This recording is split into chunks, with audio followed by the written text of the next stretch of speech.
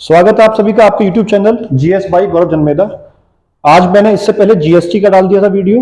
उस जीएसटी के वीडियो में बस एक बात याद रखना कि अधिनियम ये 16 में है, लेकिन जब लागू करने की बारी आई तक समय चाहिए। और 2017 से जीएसटी लागू हुई थी और सबसे पहले जो शुरू की थी वो असम राज्य ने शुरू करी थी। अब इसी में आज का दूसरा टॉपिक है क्या, एनएचआरसी। पिछली बार के पेपर में बहुत आसान प्रश्न आया था जिसमें पूछा था हेडक्वार्टर। आज सीखते हैं कि एनएचआरसी है क्या। तो देखिए, नेशनल ह्यूमन राइट कमीशन इसकी फुल फॉर्म है और इसका हेडक्वार्टर जो है वो न्यू दिल्ली में है। संविधान में लिखे हुए मौलिक अधिकारों को देखरेख करने वाला और उनका हनन होने पर जो व्यक्ति अपने लिए आवाज नहीं उठा सकता है, ये संस्था उनके लिए है। इस संस्था पर कोई भी व्यक्ति अपनी शिकायत लिख करके सीधे साइट पे डाल सकता है या ईमेल भी कर सकता है। अब मैं डाल जाता हूं इसके बैकग्राउंड में। देखिए, इसका ऐतिहासिक बैकग्राउंड क्या है कि ये एक संवैधानिक निकाय नहीं है, it is a non constitutional body. जब मैं नॉन कॉन्स्टिट्यूशनल बॉडी की बात कर रहा हूं तो ऐसी चीज जब संविधान की किताब लिखी गई थी तो उसमें नहीं थी, ये बाद में जोड़ दी गई। अब जब कोई चीज बाद में जोड़ी जाएगी तो हर एक कानून को, नियम को जोड़ने का अधिकार है वो है संसद के पास। तो अगर ये संसद ने बनाया है तो इसको बोलते हैं क्या, सांविधिक बॉडी, यानी कि सचू स्टैट्यूटरी बॉडी बोलते हैं इंग्लिश वालों के लिए, यानी कि संसद के विधान से बनी हुई बॉडी, संसद के अधिनियम से बनी हुई एक संस्था।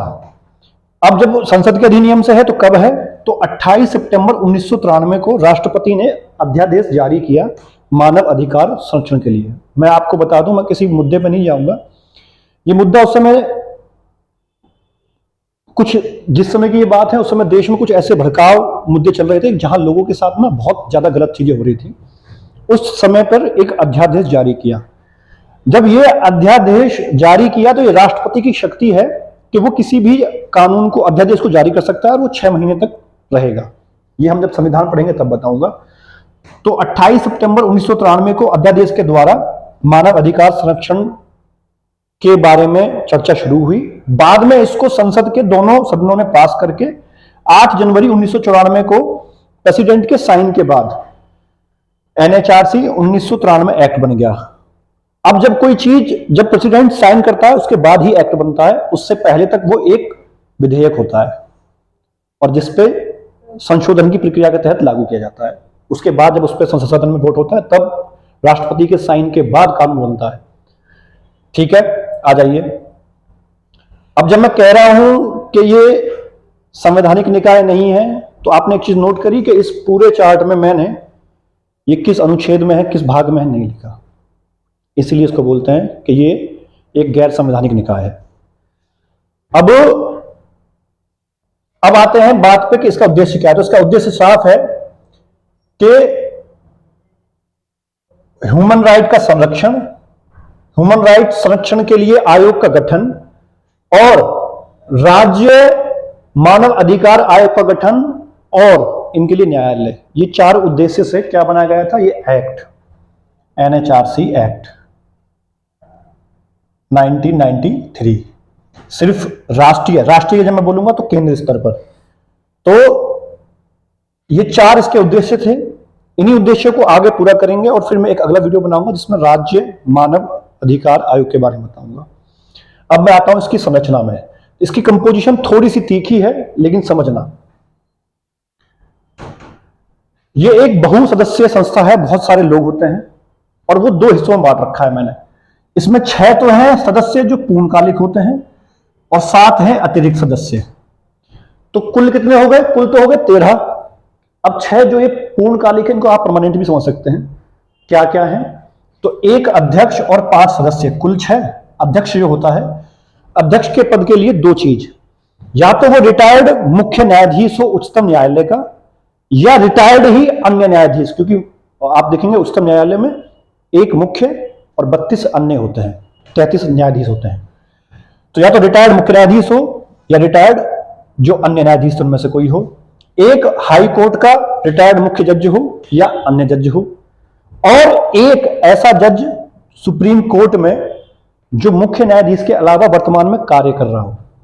3 लोग तो ये हो गए। 3 लोग ऐसे जिनको मानव अधिकार की जानकारी है और इन तीनों में से एक महिला का होना अनिवार्य है। ये महिला चाहे तो महिला आयोग से भी हो सकती है या ऐसी कोई जिसको इसके बारे में बहुत अच्छी नॉलेज है और अध्यक्ष चाहेगा चुन सकता है। अब आते हैं हम इसके अतिरिक्त सदस्यों पर 7। तो जो 7 अतिरिक्त सदस्य हैं, 7 अलग अलग आयोग और बने हुए हैं जिनका काम भी लोगों के हितों के संरक्षण के बारे में है। वहां से एक एक कैसे, एक सदस्य राष्ट्रीय अल्पसंख्यक आयोग से, 2 सदस्य यानी कि एक एससी आयोग और एक एसटी आयोग। एससी का मतलब अनुसूचित जाति, एसटी का मतलब अनुसूचित जनजाति। एक महिला आयोग से, एक ओबीसी आयोग, एक बाल अधिकार और एक विकलांग। तो 7 यहां से 6, कुल कितने हो गए? 13। अब आ जाओ इन पे, इनकी नियुक्ति और ये जो चीजें हैं वो कैसे हैं। तो आप याद रखना कि राष्ट्रपति नियुक्ति करता है और पीएम की अध्यक्षता में एक 6 सदस्यीय समिति होती है। आपसे सिपाही के पेपर में तो सिर्फ नियुक्ति पूछने के चांस है कि नियुक्ति कौन करता है? राष्ट्रपति। हटाता कौन है? तो भी राष्ट्रपति। आप एसआई आरओ में जाएंगे तो इस टीम के नाम में से एक नाम काट करके आपसे पूछता है कि इनमें से कौन है जो मानव अधिकार आयोग के अध्यक्ष के चुनाव समिति में प्रधानमंत्री की अध्यक्षता में नहीं बैठता है।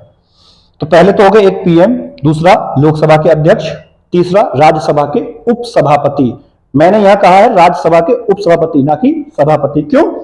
क्योंकि राज्यसभा के सभापति को उपराष्ट्रपति बोलते हैं और ऑलरेडी राष्ट्रपति जैसी पावर हमारे पास है, तो ऐसी ही दूसरी पावर की जरूरत हमें नहीं है। तो राज्यसभा के उपसभापति, गृह मंत्री, होम मिनिस्टर, और लोकसभा में विपक्ष का नेता और राज्यसभा में विपक्ष का नेता। तो आप देख लीजिए कुल मिलाकर के आपके ये 6 लोग हो गए। इनको हटाया किसके द्वारा जाएगा? राष्ट्रपति के द्वारा। कार्यकाल क्या है? 7 वर्ष की आयु पूरी कर लें पहले या 3 वर्ष। अच्छा, ये 70 वर्ष की आयु है, 70 वर्ष की आयु या 3 वर्ष। तो 70 वर्ष की आयु और 3 वर्ष जो है, ये पहले क्या था कि 2019 से पहले ये 5 वर्ष था और 2019 के बाद नियम ये बना दिया गया कि अध्यक्ष और सदस्य चाहे तो एक बार कार्यकाल पूरा करने के बाद अगर उम्र बचती है और उनको ये बोर्ड देखता है कि हाँ योग्यता है, दोबारा भी पात्र हैं चुनने के। ये बहुत छोटा सा है। इसमें चीज याद रखना, जो इनकी सैलरी है वो केंद्र सरकार तय करती है, इनकी तनख्वाह। बस बहुत है, इससे बाहर किसी भी एग्जाम में पीसीएस लेवल तक के में भी, प्री में भी, और आप मेंस भी चाहे लिखना तो इससे आप मेंस भी लिख सकते हैं। इतना बहुत है। एक जीएसटी का वीडियो हो गया है। और बेटा इसके अलावा एक चीज याद रखना कि अब मैं करंट का और एक डीआई का मेरा रह गया है आईक्यू में, वो डालूंगा। बस 20 वीडियो डालूंगा मैं टोटल। आज 10 वीडियो हो जाएंगे मेरे, 10 और बचेंगे। उसके बाद जिस दिन पेपर होगा, गारंटी है पेपर देने के बाद आप आना, हर वीडियो से एक क्वेश्चन मैं पक्का दिखाऊंगा आपको। जय हिंद, जय भारत।